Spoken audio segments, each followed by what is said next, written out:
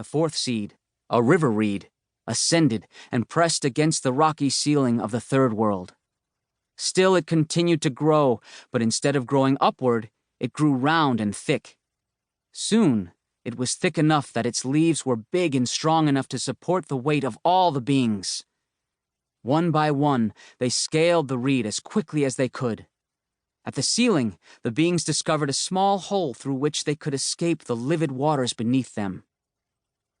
Before they could leave, First Man and First Woman had to make sure to carry as many seeds as possible. They had no idea if the next world would be able to feed them. The seeds they carried fell out of their hands, and no other animal could carry the seeds because they had only feet and paws. It was then that First Turkey offered to keep the seeds in her feathers. When the waters rose, First Turkey almost didn't make it, as the weight of all those seeds slowed her down. First Turkey was the last one to climb up the reed that grew to the top of the sky. The foaming waters touched the tips of her tail feathers, turning them white. Seeing their imminent escape, Mother Water Monster commanded a cloud to condense and form a thick sheet of ice that covered the hole, barring their exit. Before the waters could claim them all, Coyote presented the kidnapped infant back to Mother Water Monster. The sheet of ice melted, and everyone crawled into the hole that would lead them to the glittering walls of the fourth world, wherein we, their descendants, now reside.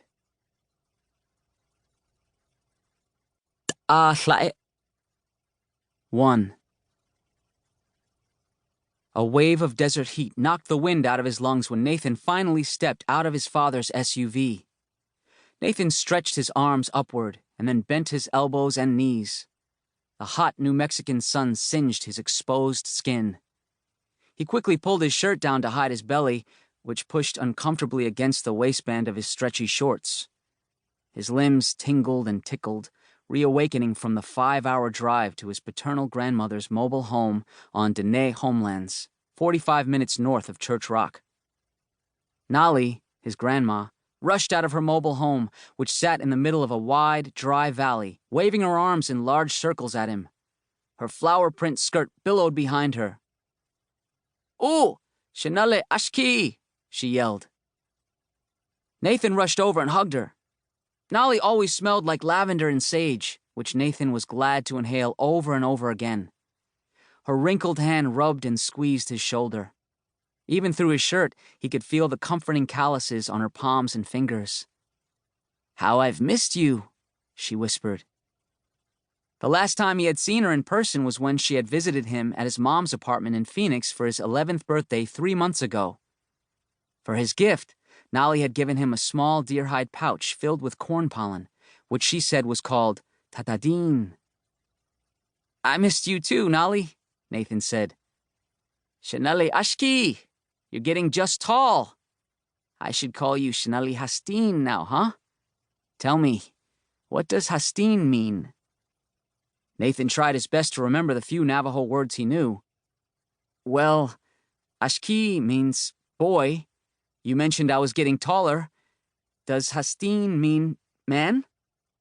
"Oh, exactly. You are growing. Pretty soon I'm going to have to look up to talk to you. And after that, I'm going to have to put any girlfriend through the grandma test. She's going to have to butcher, cook, and chop wood. If any of them fail, I'm going to say, 'Nope, get rid of her.'" Nathan blushed at the thought. "Is there a girl?" Nali asked, looking deep into his eyes. Her eyes had a sliver of silver outlining her deep, black pupils, like a midnight crescent moon, and her white hair speckled with strands of black was pulled into a tight traditional Navajo bun that was held together by a bundle of white yarn. Nathan briefly thought of Joyce, who he sometimes saw at lunch. "Oh, there is. Stop it, Nali." He laughed to hide his embarrassment. "Speaking of cooking, what do you think of fry bread for an early dinner?" Nali said. "It's like you speak my language," Nathan said.